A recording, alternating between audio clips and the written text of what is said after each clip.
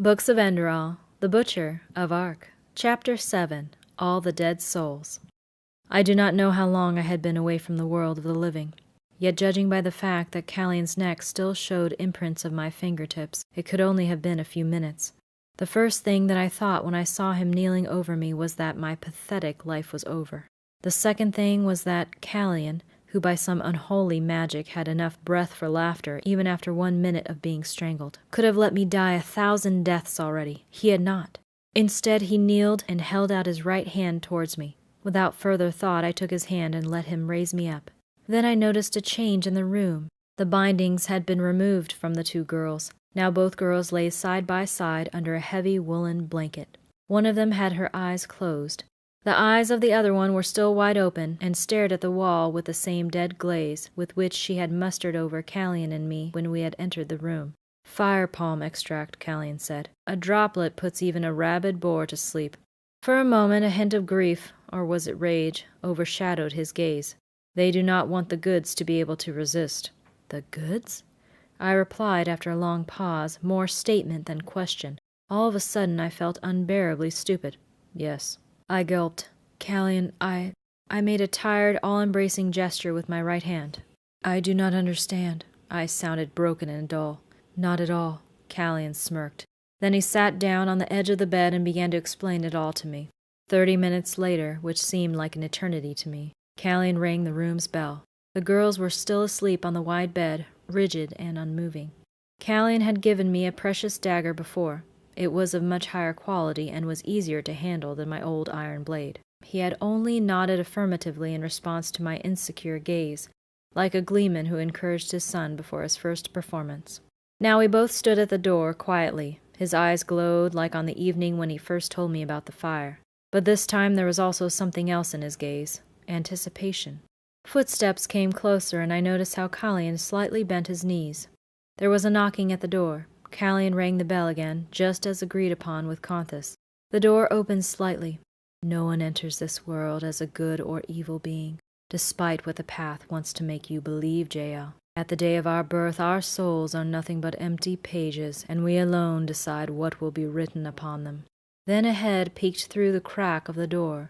A bearded man with large eyes and a bulbous nose came. His eyes widened as Callion rushed up to him. Unerringly and effortless, he drove his dagger into the man's neck up to the shaft. He broke down immediately. The sound of the man falling clumsily to the floor reminded me of the freshly pulped furs which my father had dropped on the wooden planks of our home. He uttered a protesting rattle. Callion, on the contrary, looked as if he was frozen in place. His left eye jerked wildly rightwards, his right eye leftwards, and the corners of his mouth up and down. I remembered my first killing, the images and the ecstasy, the nectar of their sins. Then he released them from the paralysis, wiped a splatter of blood from his cheek, and grinned at me. I had not moved 1 finger's length. A dark red puddle spread from underneath the man's back like petals of an opening rose. Callion turned away and left through the door. For a moment I staggered, and then I followed him. We write upon them? Figuratively speaking, yes. Only we decide which way we go in our lives, the way of sin or the way of goodness. It is not easy to go the way of good, Jael, for the temptation to be weak lurks at every corner. She wears the garments of greed, wrath, and weak will. We call these the demons. Callion put his hand on the steel door of the opposing room and stood still. Each time we give in to them, we tread the path of sin a bit further. His lips moved and murmured something that I could not understand. The first times we can still escape them. The more we sin, however, the worse it gets, and eventually the steel door started to glow and it emitted smoke, but Callion did not remove his hand. They own us. Heat and the smell of molten metal began to fill up the entire hallway. These demons make tyrants. They make slavers. They make assassins. They are everywhere, and they bear different names. Then the door with the number 13 bent in its middle like a wet piece of paper that was held upright. Callion took his hand away, kicked the door open, and entered. Those who have devoted themselves completely to them we call the corrupted, for this is what they are. On the edge of a large bed sat a man with an aristocratic, lean face. I recognized him. He had waited with us in the parlor. Before him kneeled a young boy whose age I did not want to guess. I will spare you the details of the cruelty I had to witness, I was overwhelmed by the situation anyway, so I was not able to comprehend what was going on. I can only say that the sight of the man who had his mouth wide open in fright made my stomach tingle warmly. I felt how my heartbeat accelerated and my blood started to heat up in my veins. They are the ones who are responsible for the evil in our world, the ones who are too weak to withstand the temptation, to resist the demons. It is because of them that there is war, suffering, and death. We, Jael, we are exceptional, for we are born with a destiny, and, without hesitating for a second, Callian went towards the bed, pushed the boy aside with his boot, and plunged his dagger slantingly into the man's neck. The fire is running in our veins. A fountain of blood shot up, and this time death did not occur quietly. The man emitted a terrible scream and clenched both hands at his wound. For a few seconds Callian looked at the scene and smiled. Then he grabbed the dying man and lifted him up with a force I could not have imagined, despite Callian's athletics. The fire. The man's cries grew louder. Through Callian's garment I could see how his upper arms tensed up. Then he squeezed. The blood flew down his sleeves in a torrent, and I felt a veil of heat forming around him. We do not know why we, of all people, were chosen, or where the force that leads us stems from. But we know one thing. We are here to protect the world and to cleanse it. Against all logic, I felt a euphoric joy when I saw the man die. My stomach tingled and my knees grew soft. We judge him, shot through my head. We judge him for his sins. My fingers clenched the dagger. My breath was fast and panting. Every muscle in my body was prepared to act. The man's cries had become more quiet and breathy, while Callian's garment was now fully soaked with blood. For a moment I was nauseous and felt bile rising up into my mouth. This is insanity! This is murder! A voice inside of me screamed, loud and clear, of my old self. But at the same time it was pathetic and weak, and it was wrong. So is it our task to murder all of those who had given in to their demons? For anyone who had made use of the services of this place, they deserved to die. They did it at the expense of the young, innocent souls who had the misfortune to be too poor and too insignificant, or simply at the wrong place at the wrong time. The owners of the brothel had kidnapped them, drugged them, and now offered them to those who were wealthy and ruthless enough to put their needs above ethics. They were sinners, seized by demons.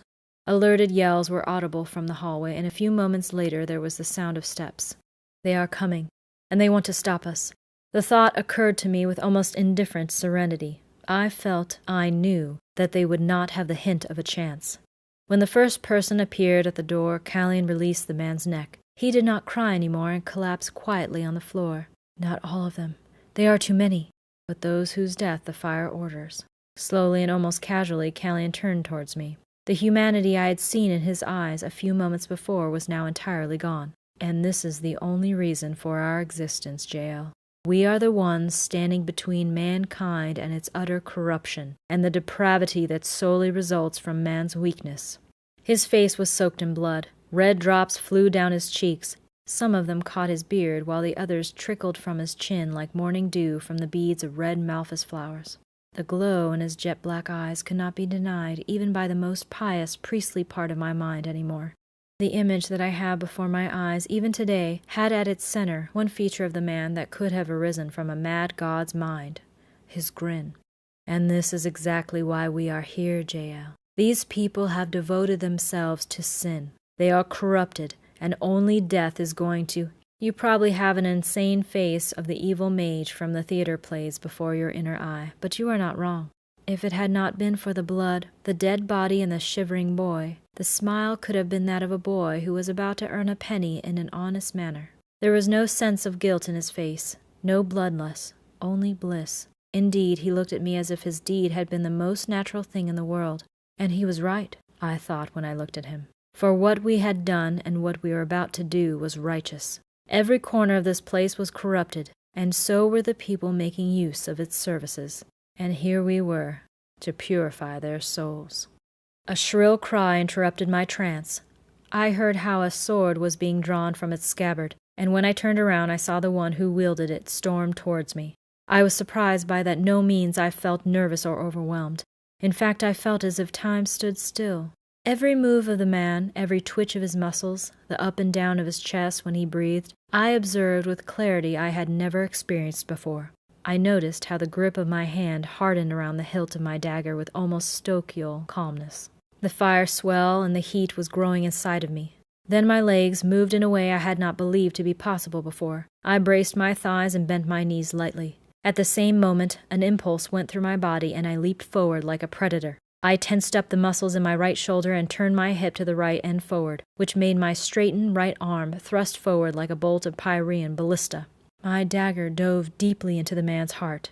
"I cleanse him," shot through my head. A tingling exploded in my stomach and in my loins. The world stopped turning. I felt my spirit rise far above, far away from my body, into blackness, into light. I am free. I see him. I see them, his deeds, his sins. Brighter and brighter, I see them. I am one with his mind. The man who I am killing stands before me as a boy. We are in a dark alley. I hear his screams. The boy kicks another child again and again until the child's face is but a shapeless lump. The body does not flinch anymore. The hand clutches a loaf of bread. His first sin. Lightning flashes through my mind and I find myself inside another memory. This time he is a young man, sparsely bearded, but already scarred. He talks to another figure which is nodding approvingly. The right hand of the obsessed man grabs a knife, thrusts it deeply into the other man's heart. Before his victim touches the ground, his left hand swiftly separates its purse from the belt. He runs away. The demons are inside of him. I realize with lucid clarity, he has allowed them to enter. Another flash. The obsessed man stands before me as an adult. I look directly into his face, but he does not see me. I do not have to make any effort to notice the demons hiding behind the void of his eyes. They laugh maliciously, for they know about their triumph. They own him, I realize. He is lost. The man prostrates and talks to a young streetwalker. With his right hand he plays with a penny. He turns it and flips it in front of her eyes. I want to help her, yet I want to tell her to run, but I can't. The girl agrees and starts to follow him. He knocks her down and drags her into a dark cellar. I recognize the building. My sight blurs, and I feel the connection waning. A flash, and then darkness. I see my mundane self, close to the body of the one who I have killed. For a moment there is perfect silence. Nothing moves. No sound, no thought. I behold the man's face, distorted in pain, and a touch of melancholy sneaks into my thoughts. He is a slave to his sins. He does not know what he does. But he had a choice. He could have chosen the righteous path, but he chose sin. He chose demons, and they have devoured him. I look at my dagger, sticking deeply within his body. A fountain of blood emerges from the wound, but it stands still in the air. A piece of scarlet red, unmoving ice. There is no hope for him any more, I realize. I have saved him. Then, with a loud thunder, I am back inside my physical body. The fire devours me like a storm devours a small boat on the sea. It fills my veins with ecstasy, with liquid lava, and I burn like the sun. A mad laughter emerges from my throat. My mouth moves maniacally. I flinch like under the command of an insane puppeteer. I taste his sins, I realize, and the thought heavily amplifies my excitement. Then the rapture fades away, as fast as it had risen. Even though it was a strong experience, this act of killing had not been half as intense as the first one. The reason seemed obvious to me. While the sins of the brute that I had killed in the red ox had been a rapid stream, the sins of the guard were but a trickle. I blink to remove the red veil on my eyes. I look in the man's face. His head leans on my shoulder, and my left hand rests on his back as if I was comforting a friend. He gives me a pleading look and rattles. Then his vital spirits fade away and he glides to the ground with a tired sigh. It was not before the ruby-red puddle reached my feet that I awoke from my trance. I was strangely moved, and my glance jumped between the dagger in my hands and the dead body. Only a hint of the tingling in my stomach was left. Everything had happened in a split second. The attack of the guard, my targeted thrust, and the rapture. I looked at Callion, who still stood next to the dead man's body. He gave me a satisfied nod and wiped his dagger on the bedsheet. Then he approached the apathetic boy who was crouching at the wall. Even though his eyes were wide open, I noticed the same void that rested in the eyes of the two girls that Callion had ordered for us. My comrade kneeled before the boy, put his bloody hand on his shoulder, and whispered something to him. When the boy looked at him uncomprehendingly, Callion repeated his words with a fuller voice. Then the boy nodded and crawled underneath the bed. "You're keeping well," Callion said eventually. I wanted to respond, but I failed. The aftertaste of the rapture was too powerful. Now I realized that my knees and my hands were shaking. My brother seemed to be amused by that. He shook his head leniently, stood up, and peeked into the hallway. "The other guards will come in dozens," he said without a trace of uneasiness. If we had been robbers, murderers, or brigands who had raided an inn for base motives, something like "get ready" or "stay close in the fight" would have followed. But he said nothing, for the silence that surrounded us like a veil of heat, the flames told us all we needed to know. Indeed, the fire steered me, and with it inside me I was going to save all the dead souls that inhabited this place, visitors and operators alike. Conthus, Yelena, the woman in the parlor, they all had given in to their demons, and it did not matter if they had done so for all their life or just one time too often. I nodded at Callian. The words blazing at me from his eyes were unmistakable. "Fulfill your duty." I remember only fragments of what happened during the next few minutes, or hours. How many people did we kill? 2 dozen? 3? I do not know any more. Most of my memories concentrated on the rapture. The enemies fell under my thrusts like in the old legends of the Ash peoples. I escaped their pitiful attempts of defense with ease, and before I realized myself what happened, my blade sunk deeply into their flesh and I savored their sins. I remember how I looked in a mirror during the fight. My face was soaked in blood, my garment was red like a Kiranian sunrise, and my eyes glowed with the mania that I only knew from fairy tales. I was not surprised by the fact that some of the guards tried to flee when they saw us, but it was in vain. None of the corrupted ones left the brothel alive. One killing I remember particularly well. When we arrived on the 2nd floor, we were surprised by a man who tried to unlock a balcony door. As he noticed us, he fell on his knees and begged for mercy. Callian grabbed the man by his collar and dragged him to the adjacent room. A half-eterna of about 16 winters lay on the bed. She was stark naked, and her limbs were tied to the bedposts. The chains were so tight that bloody blue calluses had formed at her wrists and ankles. With remarkable sobriety, I noticed that the girl must once have been very pretty. Her hair was an ocean of brown, strong curls, and her face was a delicate, fragile beauty as it could only be found with those of Eterna blood. However, she had been disfigured. Deep wounds covered her back like furrows on a freshly plowed field. Numerous bruises were blooming on her thighs and arms. All injuries were fresh, indicating that she had been mistreated this very morning. Callian grabbed the old man's neck and forced him to look at her while he whispered words into her ear. He broke out in tears, asked for mercy, spoke about his family, the path, and the righteous way. I had to laugh. Facing death, everyone regretted their deeds. That became clear to me after my 3rd killing. Even if we had wanted to forgive them, we would not have been able to. Whoever had sinned once would sin again. The demons would look to that.